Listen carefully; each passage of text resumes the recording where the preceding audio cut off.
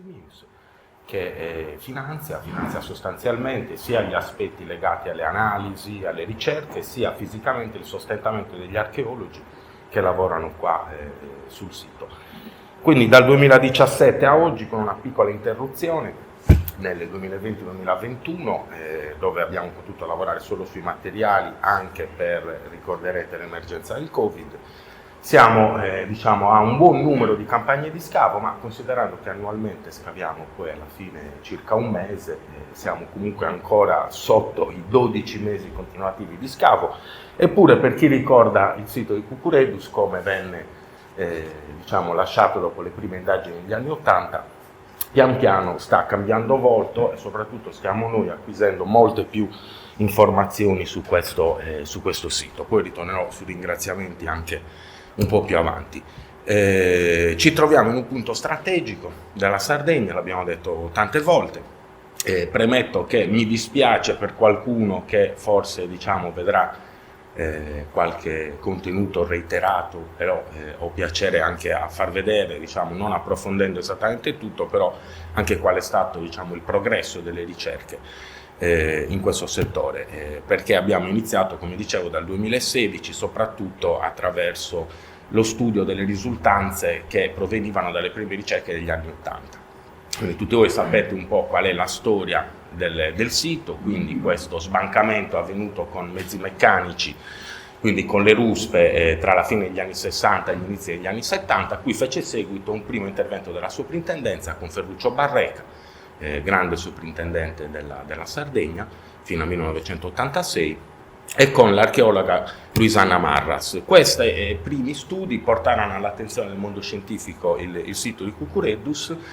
anche se molti materiali rimangono ancora inediti.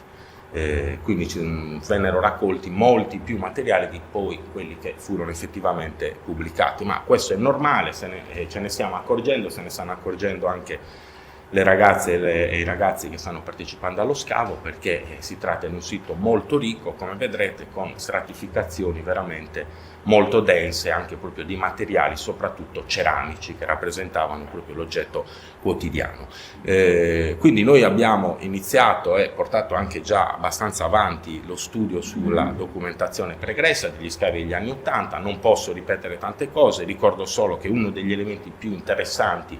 che vennero fuori da questo scavo furono appunto queste famose cretule, quindi questi oggettini di argilla che servivano per conservare dei documenti. E anche qua abbiamo delle piccole novità, ma sono semplicemente delle riletture iconografiche attraverso delle nuove foto ottenute con luce radente, in collaborazione con un egittologo, Enrico Dirminti, che è anche funzionario della soprintendenza di Sassari e Nuoro, quindi del capo di sopra. Una delle più interessanti novità che ci consentono proprio di istituire un ponte tra il primo periodo delle ricerche e quelle più recenti è l'interesse che abbiamo sempre manifestato e abbiamo continuato a coltivare proprio per collocare topograficamente, contestualmente il sito di Cucuredus nell'ambito di quella che viene chiamata archeologia dei paesaggi, cioè nello studio contestualizzato di tutte le trasformazioni che hanno interessato quest'area. E quindi stiamo sempre ragionando anche attraverso delle prospezioni lungo tutti i fianchi della collina su quale poteva essere la reale estensione di questo sito, dove dovevano trovarsi le strutture portuali. Abbiamo sempre ipotizzato lungo nei pressi dell'attuale foce del Rio Foggi, perché questa è una costante degli antichi insediamenti che sfruttavano proprio queste vie d'acqua per poter penetrare all'interno. E quindi ovviamente si pone anche il problema molto semplice, dal quale appunto siamo un po' partiti anche per studiare la topografia di tutto il colle, che nella sua parte più alta si erge per circa 64 metri sul livello del mare, quindi abbastanza a strapiombo e molto prominente rispetto alla spiaggia sottostante, ed è lo studio dell'antica viabilità. Già in queste foto, queste ortofoto degli anni '70, si vedevano questi tratturi, queste anomalie, queste aree più bianche che effettivamente potrebbero corrispondere alle antiche vie di accesso. Una in particolare, quella che vedete con andamento a zig-zag, è sicuramente la scalinata che venne anche segnalata negli anni '80, e so che la memoria storica di Villa Simius conosce diciamo da lungo tempo questa scalinata. Quindi naturalmente tra racconti, diciamo, e quello che abbiamo potuto verificare sul terreno, abbiamo iniziato fin dal 2017-2018, ma viene da ridere perché sono dei lavori che hanno curato soprattutto Ernesto Insinna e i ragazzi, in mezzo a una vegetazione, come dire, molto molto abbondante di fichi d'India con Fabio Meloni eccetera, e si è riusciti a sostanzialmente mettere in luce tutta la scala. Non so se si nota, ma sarebbe, diciamo, questo spazio risparmiato nella vegetazione, e grazie agli strumenti di cui ci siamo dotati negli ultimi anni abbiamo fatto anche un rilievo altimetrico, fotogrammetrico, diciamo, con le dimensioni. Abbiamo fatto anche un modello 3D e soprattutto attraverso un lavoro di pulizia. Ecco, questa è un'immagine secondo me straordinaria, perché mostra tutti questi gradini che sono assolutamente regolari. Diciamo, questo è secondo me degli ultimi anni uno dei risultati più interessanti, anche se non riguardano direttamente il sito. Ma perché dico questo? Intanto perché ci confermano appunto una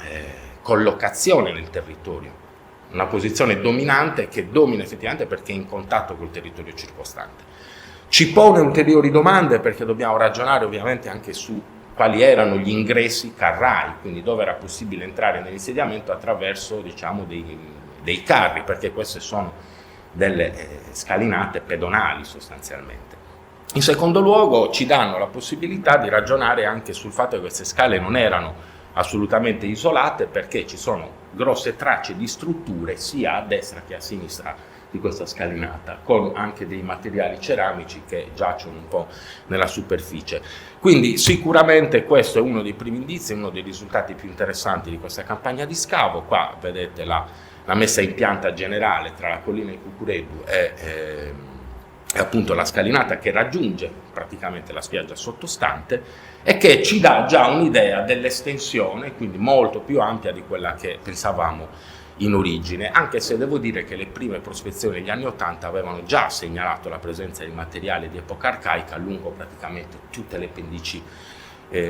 del colle. L'altro motivo per cui sono, diciamo, molto contento di questo lavoro che è stato fatto sulla scala è perché nelle nostre idee il sito, ovviamente, lavoriamo anche affinché possa essere reso fruibile in maniera, diciamo, sistematica, organizzata, quindi possa entrare a far parte del patrimonio culturale visitabile di Villa Simius, e io ritengo che questa scalinata sia un valore aggiunto perché consente a tutti i visitatori di raggiungere il sito dalla spiaggia e viceversa poi di scendere in spiaggia, godendo tra l'altro di un panorama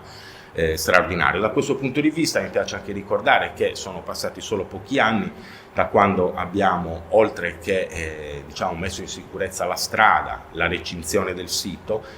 abbiamo anche installato dei pannelli, sempre grazie al contributo del comune, che si trovano lungo la via di accesso, e devo dire che sono abbastanza apprezzati anche dai molti turisti che anche in maniera autonoma raggiungono quasi quotidianamente il sito, proprio perché è segnalato anche su Google Maps, per dire, no? Quindi ci sono già le potenzialità, anche ragionando in un sistema integrato che diciamo, prende in considerazione un po' quella che è tutta la storia di Villa Simius, nel senso che Cucureddu è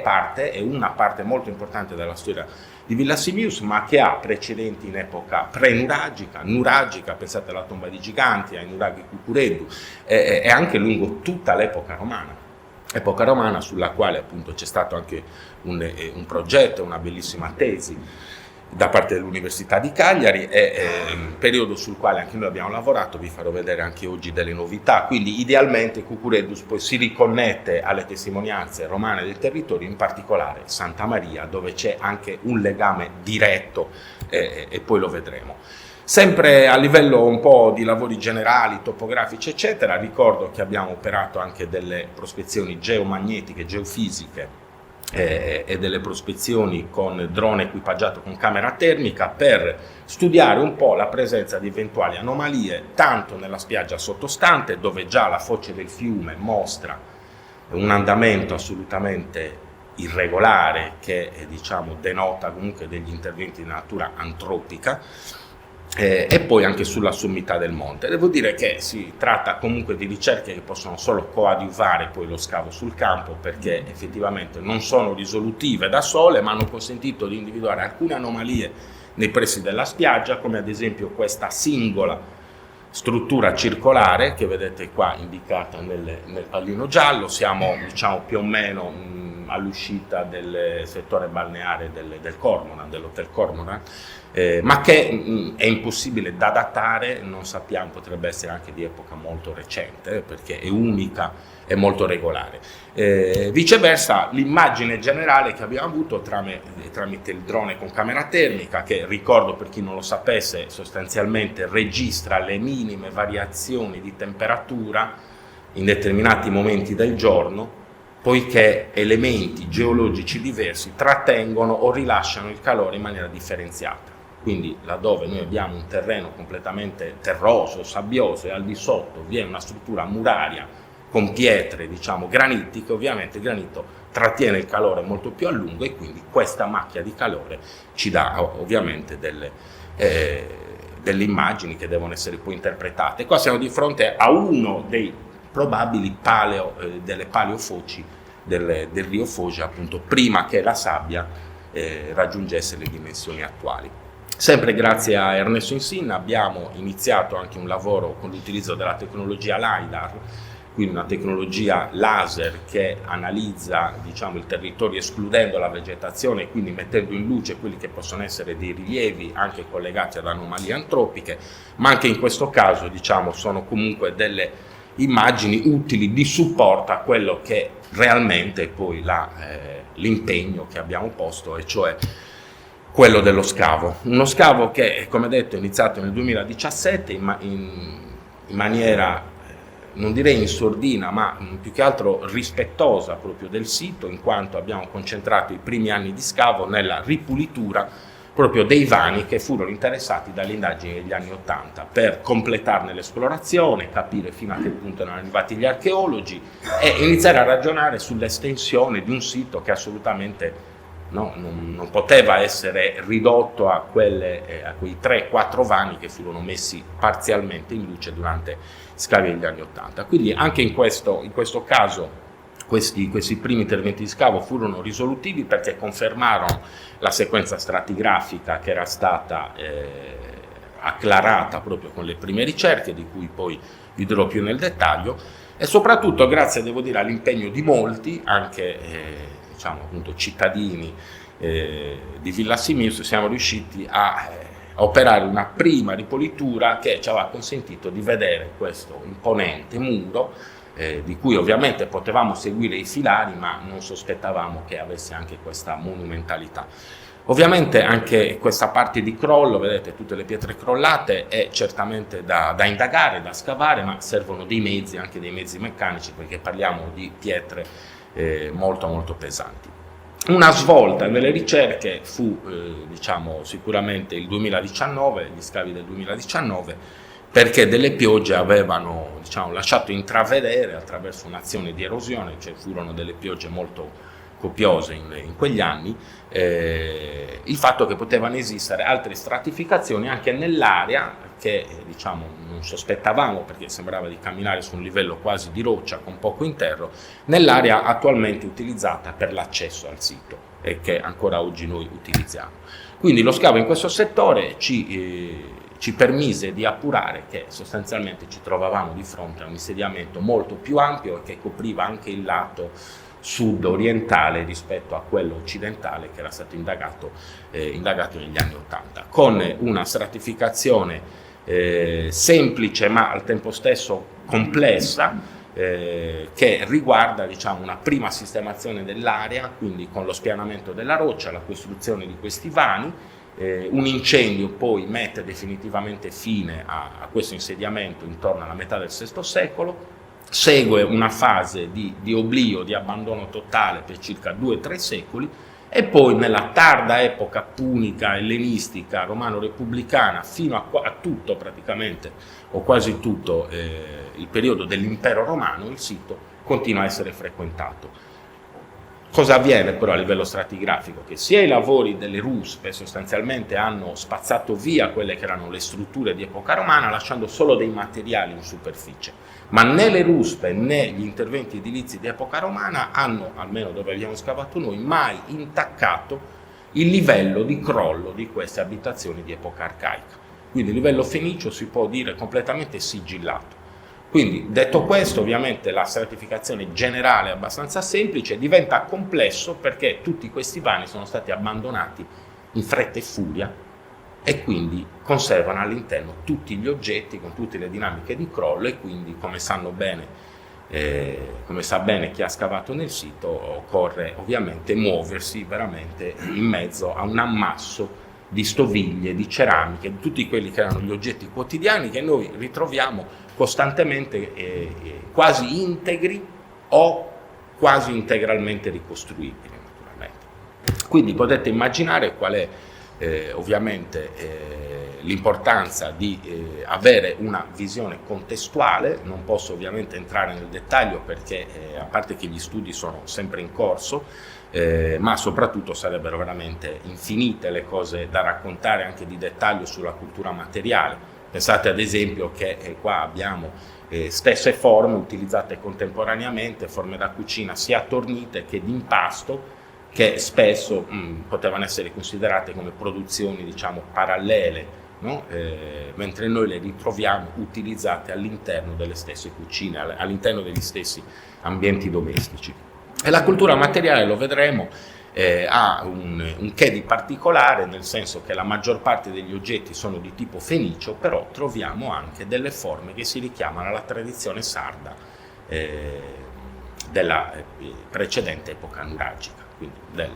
tardo bronzo ed età del ferro, e questo si manifesta soprattutto in queste forme che sono tornite, quindi sono ovviamente delle forme molto evolute rispetto ai prototipi di epoca nuragica, però conservano alcune caratteristiche formali come l'ansa, vedete, che ricorda le cosiddette anse a gomito rovescio che sono proprio tipiche del mondo sardo. Quindi siamo di fronte probabilmente a una società mista che ha avuto già diversi secoli di formazione alle spalle e che si manifesta con questa cultura materiale veramente molto molto particolare. Però attenzione, ovviamente stiamo parlando comunque di dettagli che riguardano alcune forme ceramiche e anche altri aspetti, devo dire,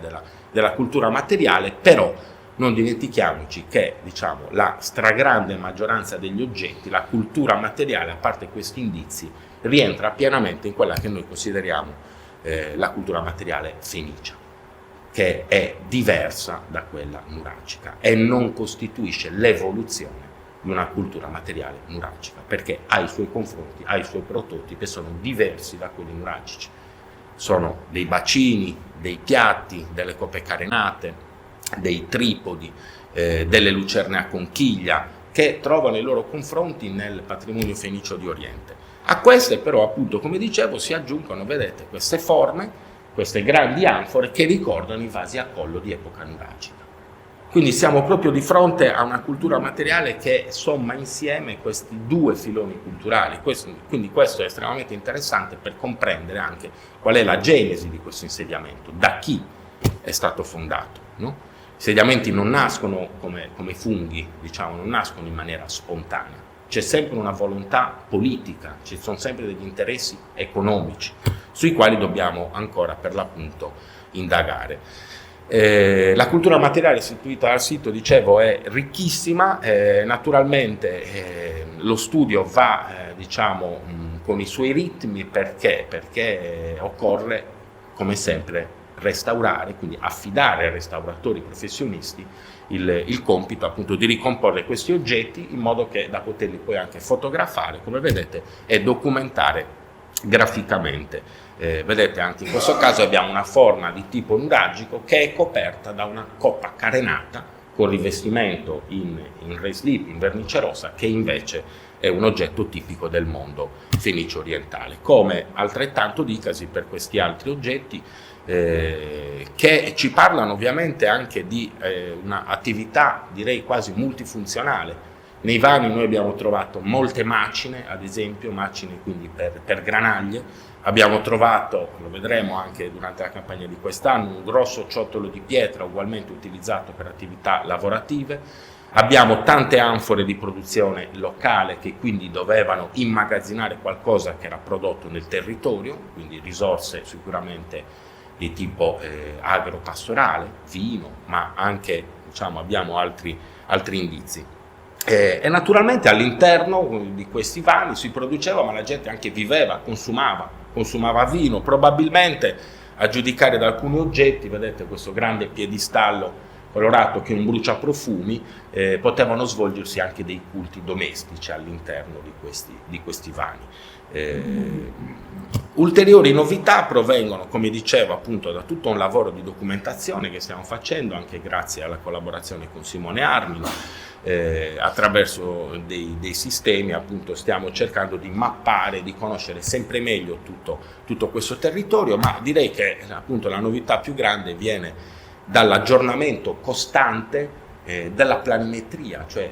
delle strutture realmente visibili sul sito. È già con lo scavo dell'anno scorso che ha potuto avere 2 fasi, una nel mese di maggio, l'altra nel mese di ottobre, avevamo, come vedete, raccolto nuovi materiali che attendono di essere restaurati per essere compiutamente anche presentati a voi stessi, al pubblico. Vedete tante lucerne, tante anfore da trasporto, ma soprattutto una situazione planimetrica che andava via via chiarendosi sempre più. In particolare un vano ha attirato la nostra attenzione per la presenza di un bacile di pietra, di alcuni, almeno così erano definibili fino all'anno scorso, pesi da telaio, e poi per un oggetto in particolare che ho già mostrato in anteprima l'anno scorso, su cui ancora necessitiamo di fare qualche approfondimento, che è un oggetto, a mio parere, straordinario, perché testimonia, per la prima volta cioè ci dà una chiave di lettura anche di tipo culturale, perché abbiamo detto appunto che l'insediamento è fisionomia fenicia, ma come è logico che sia, anche trattandosi appunto della Sardegna, delle caratteristiche definibili come locali, eppure questo piccolo oggetto in pietra, come vedete, ci ha consentito di vedere per la prima volta almeno 4 lettere dell'alfabeto fenicio incise su questo piccolo oggetto di pietra, probabilmente legato alle attività di tessitura. Quindi è stata una grande emozione, perché ovviamente tutto ciò ci apre interrogativi di varia natura, non solo legati all'interpretazione di questo oggetto a livello funzionale, ma anche proprio sull'inserimento del sito di Cucuredus in una determinata temperie culturale. Ad esempio ci sono esperti di paleografia, cioè di antiche scritture, che non avrebbero dubbi nel riconoscere una grafia molto particolare, una grafia esperta, della mano che ha creato queste lettere, che ha inciso queste lettere molto in piccolo, soprattutto la lettera Bet, insieme a tutte le altre, in realtà si possono inquadrare molto bene proprio nella metà del VI secolo a.C. Tutte le scritture, anche quelle antiche, evolvono, noi stessi non scriviamo come scrivevamo 100 anni fa, o anche semplicemente 50 anni fa, la grafia delle lettere è cambiata, altrettanto avveniva nelle antiche scritture. Questo è lo stadio evolutivo della scrittura fenicia intorno alla metà del VI secolo. Queste 6 lettere si ritrovano nei sarcofagi dei re di Sidone intorno appunto alla metà del VI secolo a.C. Il sarcofago di Esmunasor II, conservato al Louvre, perché all'epoca la Fenicia era ancora sotto protezione francese, quindi molti oggetti vennero portati al Louvre, conserva delle lettere identiche a queste rinvenute nell'oggetto, quindi anche cronologicamente tutto si tiene. Quindi dicevo, le più grandi novità, vedete anche da questo modello digitale del terreno, provengono appunto dalla consapevolezza che oramai abbiamo maturato su una reale estensione molto più ampia del sito rispetto a quello che pensavamo. Vedete questo sistema, dal rosso che sta più in alto fino al blu, con tutte le variazioni di colore, consente di mettere in luce sia nelle aree di scavo, cioè di rappresentare graficamente, visivamente, sia nelle aree di scavo sia nel colle circostante, le minime variazioni di altezza di ogni singolo elemento, consentendoci appunto di ottenere queste immagini. Infatti, giusto per farvi vedere anche una cosa simpatica, vedete che il modello digitale del terreno ha inglobato anche una marra, un picco e una pala, che sono lì a testimoniare appunto che anche la terra non si toglie da sola dall'interno di questi siti. Quindi ecco che abbiamo oggi una visione, diciamo, totalmente diversa, molto più compiuta. Possiamo ipotizzare che solo ragionando, diciamo, sul pianoro sommitale forse siamo a meno di un terzo di tutte le strutture che dovranno essere messe in luce. Sto parlando solo del pianoro sommitale. Quindi i vani possono adesso ottenere anche un loro numero, possiamo iniziare a ragionare anche sulle differenze funzionali tra un vano e l'altro, possiamo iniziare veramente a conoscere qual era la faccia, la vera articolazione di questo sito straordinario. Vedete che ha cambiato volto, a sinistra in basso erano i vani che conoscevamo, e questa è tutta l'area nuova su cui appunto stiamo facendo un lavoro certosino di raccolta. Vi faccio solo vedere appunto la grande quantità di materiali che provengono dal vano numero 9, il vano L9, dove appunto si sono cimentati i nostri e le nostre studentesse dei corsi di laurea triennale in beni culturali, del corso di laurea magistrale in archeologia e della scuola di specializzazione, ma anche della scuola di dottorato in archeologia e scienze dell'uomo dell'Università di Sassari. Ovviamente i nostri studenti possono lavorare, ripeto, grazie al contributo determinante del Comune di Sant'Antioco, in parte anche dell'Università di Sassari che cofinanzia, lavori che si svolgono in concessione ministeriale, quindi in costante supporto con la Soprintendenza Archeologia, Belle Arti e Paesaggio di Cagliari, ma appunto su concessione del Ministero della Cultura. La concessione di scavo a Cucureddus è ancora attiva per consentirci almeno di portare avanti altri 2, se non 3 campagne di scavo. Quindi ci aspettiamo, diciamo, dopo un ciclo di 6 anni sostanzialmente di concessioni, di poter stilare veramente un primo bilancio che speriamo di poter anche pubblicare in tempi rapidi in forma, diciamo, monografica. Esistono già delle pubblicazioni scientifiche sotto forma di articoli su riviste, atti di convegno, eccetera, ma diciamo, il sito merita proprio un libro che racconti la sua storia. Da questo vano, già l'anno scorso, dicevamo, ho potuto mettere solo perché sono materiali che stiamo processando, stiamo elaborando proprio in questi giorni. Vi mostro alcuni di questi pesi da telaio. Anche qua si aprirebbe e si aprirà un mondo di interpretazioni, di informazioni che possiamo trarre. Sono dei pesi molto, diciamo, standardizzati, seriali, realizzati addirittura, sembrerebbe, con l'utilizzo del tornio, quindi per una produzione che doveva essere in qualche modo ben organizzata, non solo di tipo, diciamo, improvvisato, domestico, anche di materiali diversi, ma che più o meno rispondono a una stessa pesatura. In questi vani quindi tante macine, tante anfore, evidentemente venivano svolte delle attività lavorative che per noi sono documentabili solo a livello di elementi materiali che si conservano fino al giorno d'oggi. Quindi un telaio realizzato sostanzialmente di legno è documentabile solo attraverso i pesi di terracotta. No? Anche qua tutti gli strumenti di ferro, di metallo che dovevano essere utilizzati, alcuni si sono completamente sfranti, altri vengono raccolti e li ritroviamo sullo scavo, ma anche indirettamente, non so se si vede molto bene, questa è una bellissima cote di pietra, quindi una pietra utilizzata proprio appositamente per affilare delle lame, e ancora oggi, guardate lo stato di conservazione, si vedono perfettamente i segni lasciati dalle lame e anche i residui della ruggine, quindi erano degli strumenti di ferro. Potete vedere che ci sono tanti di questi segni. Questo è, diciamo, lo scavo dell'insediamento di epoca arcaica.